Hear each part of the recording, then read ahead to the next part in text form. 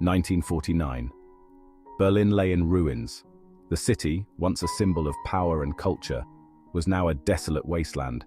The aftermath of the war had left it in shambles, with its streets filled with debris and its buildings reduced to mere shadows of their former glory. The stench of gunpowder and despair lingered in the air. It was a haunting reminder of the fierce battles that had raged here, battles that had torn apart families and shattered lives. The smoke from the fires that had ravaged the city still hung heavy, casting a pall over the once vibrant metropolis. Buildings once proud were now scarred skeletons. Their facades, pockmarked by bullets and shrapnel, stood as silent witnesses to the devastation. The grandeur of Berlin's architecture had been reduced to rubble, with only fragments of its former beauty remaining. The war had left its mark, physical and emotional. The people of Berlin, those who had survived, carried the weight of their experiences with them. Their faces, etched with lines of sorrow and resilience, told stories of loss and endurance. The city itself seemed to mourn, its very soul scarred by the horrors it had witnessed. This was the world James and Jane Bond stepped into. As new recruits of MI6, they were thrust into a city teeming with danger and intrigue. The siblings, though young, were no strangers to hardship. Their training had prepared them for the challenges ahead, but nothing could have fully readied them for the reality of post-war Berlin. Fresh from their MI6 training, they were ready to face their first mission. The rigorous regimen had honed their skills, transforming them from raw recruits into capable agents. They had learned to navigate the shadows, to decipher codes, and to handle the myriad of tools at their disposal. But beyond the physical training, they had also been taught the importance of resilience and adaptability. The city, a breeding ground for secrets, awaited them. Berlin, in its current state, was a hotbed of espionage. Spies from all corners of the world converged here, each with their own agendas and motives. The Bonds knew that every interaction, every seemingly innocuous conversation, could hold hidden meanings and potential threats. The weight of the war hung heavy. It was palpable in the air, in the way people moved and spoke. The once bustling streets were now eerily quiet, save for the occasional murmur of hushed conversations. The atmosphere was thick with tension, as if the city itself was holding its breath, waiting for the next inevitable conflict. Each brick, each bullet hole, whispered tales of sacrifice and loss. The remnants of the war were everywhere, from the crumbling walls to the shattered windows.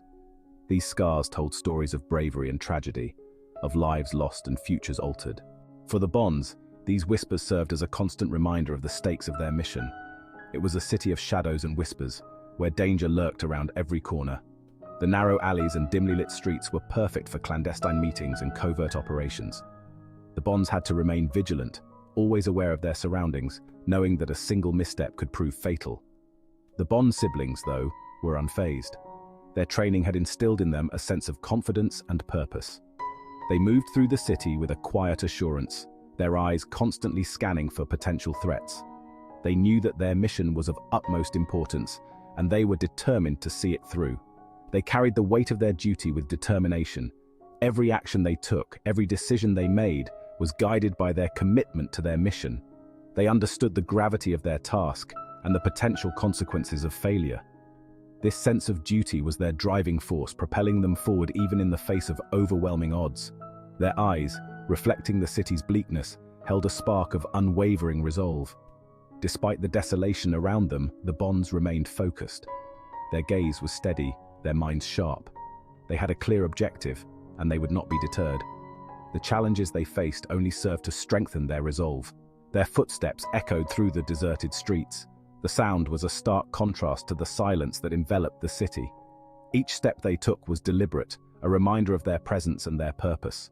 The Bonds moved with a sense of urgency, knowing that time was of the essence. Each step was a testament to their commitment. The mission was paramount. They had been entrusted with a critical task, and they would not falter. Their journey through the war-torn streets of Berlin was a reflection of their inner strength and determination. They were prepared to face whatever challenges lay ahead. The fate of the free world, precariously balanced, rested on their young shoulders. The Bonds were acutely aware of the broader implications of their mission. The outcome of their efforts could shape the future of nations, and they bore this responsibility with a sense of solemn duty. The weight of the world was indeed heavy, but they were ready to carry it. They were ready to face the darkness that thrived in the city's heart. Berlin, with its shadows and secrets, was a formidable adversary. But the Bonds were undeterred. They had been trained to confront the unknown, to navigate the murky waters of espionage. With each step, they moved closer to their goal, ready to confront whatever dangers awaited them in the heart of post-war Berlin. James and Jane, twins forged in the fires of war, were MI6's secret weapons. From a young age, they had been inseparable, their bond only growing stronger through the trials they faced together. Their parents, both former agents, had instilled in them a sense of duty and an unyielding resolve to protect their country. This upbringing had prepared them for the life of espionage that awaited them. They were the best of their class, their minds sharp, their reflexes honed to perfection. Their training at the MI6 Academy was grueling, pushing them to their physical and mental limits. They excelled in hand-to-hand combat, marksmanship, and the art of deception. Their instructors often remarked that they seemed to have an almost telepathic connection, able to anticipate each other's moves with uncanny accuracy. Their training, rigorous and demanding, had prepared them for the impossible.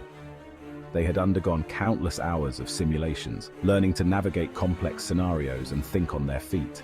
They were taught to blend into any environment, to become invisible in plain sight. Their skills were put to the test in a series of increasingly difficult missions, each one designed to push them further than the last.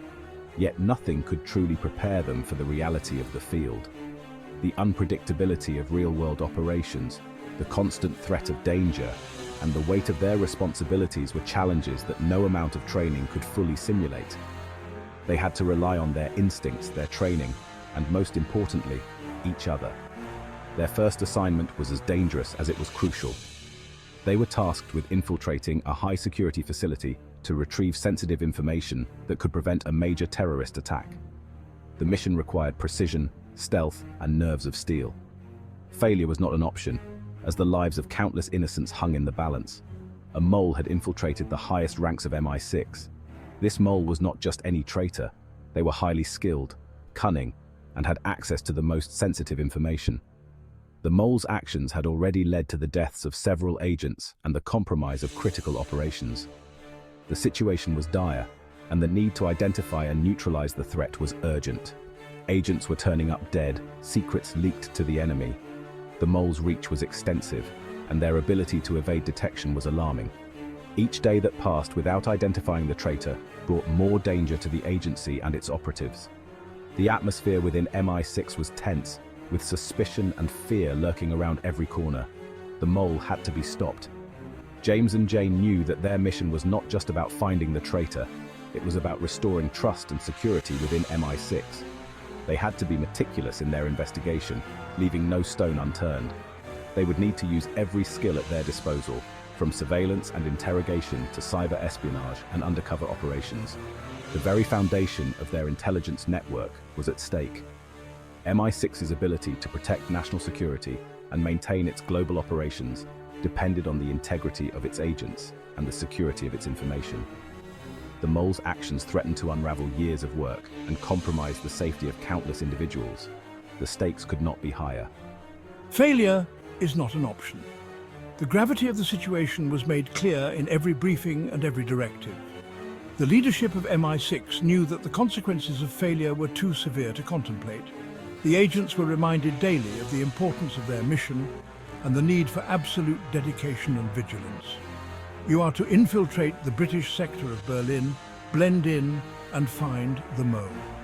Berlin, with its complex political landscape and history of espionage, was the perfect setting for their mission. The city was a hotbed of intelligence activity, with agents from various countries operating in the shadows. James and Jane would need to navigate this intricate web of intrigue, using their skills to gather information and identify the traitor. M, the ever-stoic head of MI6, briefed them personally. His presence commanded respect, and his words carried the weight of years of experience. He had seen the agency through countless crises and knew the importance of this mission. His confidence in James and Jane was evident, and he made it clear that he believed they were the best hope for success. His voice, gravelly with experience, left no room for doubt. M's tone was firm and resolute, conveying the seriousness of the situation. He outlined the mission objectives, the potential risks, and the resources available to them. His briefing was thorough, leaving no detail unaddressed.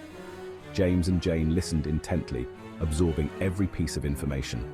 James, the strategist, absorbed every word. He was known for his analytical mind and ability to devise complex plans.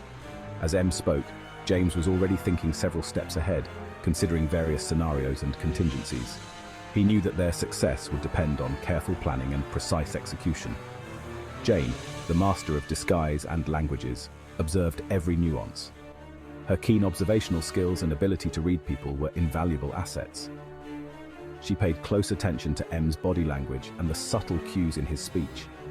Jane knew that understanding the nuances of human behavior could provide critical insights during their mission. They were a team, their individual strengths complementing each other perfectly. James and Jane had always worked well together, their skills and personalities balancing each other out. James's strategic thinking and Jane's adaptability made them a formidable duo. They trusted each other implicitly, knowing that they could rely on one another in any situation. Their bond, forged in blood and shared purpose, was their greatest asset. The experiences they had shared, both in training and in the field, had created an unbreakable connection.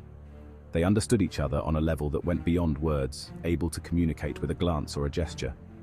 This bond gave them an edge, allowing them to operate with a level of coordination and trust that few other teams could match. The fate of the free world rested on their ability to unmask the traitor. The mission ahead was daunting, but James and Jane were ready. They knew that the stakes were high and that the consequences of failure were unthinkable. With determination and resolve, they set out to uncover the mole and protect the integrity of MI6. Their journey would be fraught with danger and uncertainty, but they were prepared to face whatever challenges lay ahead.